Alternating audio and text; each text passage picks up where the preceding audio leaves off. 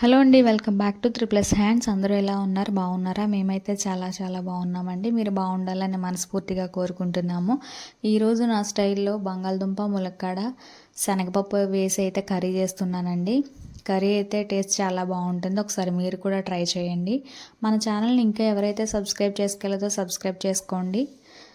Like చేయండి, share చేయండి and comment కూడా చేయండి. ముందుగా అయితే స్టవ్ వెలిగించుకుని కడాయి పెట్టుకోవాలి. నేనైతే బంగాళదుంప, ములక్కాడ కర్రీ అయితే చేద్దాం అనుకున్నాను. ఇంకా శనగపప్పు కూడా వేస్తే టేస్ట్ బాగుంటుంది కదా అని ఇంకా శనగపప్పును అయితే కూడా యాడ్ చేస్తున్నాను ఈ కర్రీలో. స్టవ్ వెలిగించుకుని కడాయి పెట్టుకుని కడాయి హీట్ అయిన తర్వాత 2 టేబుల్ స్పూన్ ఆయిల్ అయితే వేసుకోవాలి. ఆయిల్ హీట్ అయిన తర్వాత ఉల్లిపాయ అలాగే పచ్చిమిర్చి వేసుకొని బాగా ఫ్రై అయితే చేసుకోవాలి. ఉల్లిపాయలు అయితే మగ్గడానికి 1 టేబుల్ స్పూన్ సాల్ట్ కూడా అయితే వేసుకున్నాను. అలాగే 1/2 టేబుల్ స్పూన్ పసుపు కూడా వేసుకొని బాగా అయితే మగ్గించుకోవాలి. ఇలా మగ్గిన తర్వాత అయితే దీనిలో నేనైతే మసాలా అయితే వేస్ట్ చేస్తున్నానండి. సో దీనికోసం 1 టేబుల్ స్పూన్ అల్లం వెల్లుల్లి పేస్ట్ కూడా అయితే యాడ్ చేస్తున్నాను.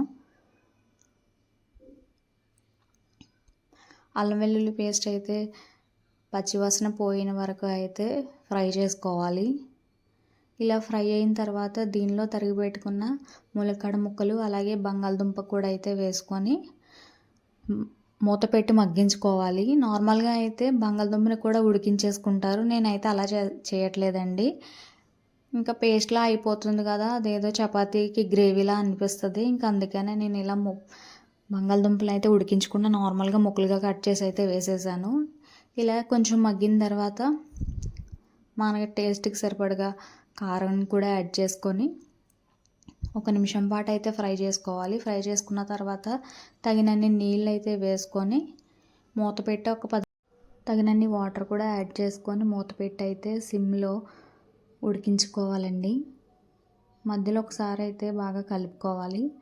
చూసారా, ఒక 10 నిమిషాల తర్వాత చూసుకుంటే దగ్గరగా ఉడికాయి కదండి. ఇంకా ఆల్రెడీ శనగపప్పు ఉడికించిందే కాబట్టి నేనైతే లాస్ట్లో వేస్తున్నాను. శనగపప్పుని కూడా యాడ్ చేసేసుకొని బాగా అయితే కలుపుకోవాలి. టేస్ట్ అయితే చాలా బాగుంటుందండి. ఒకసారి మీరు కూడా ట్రై చేయండి.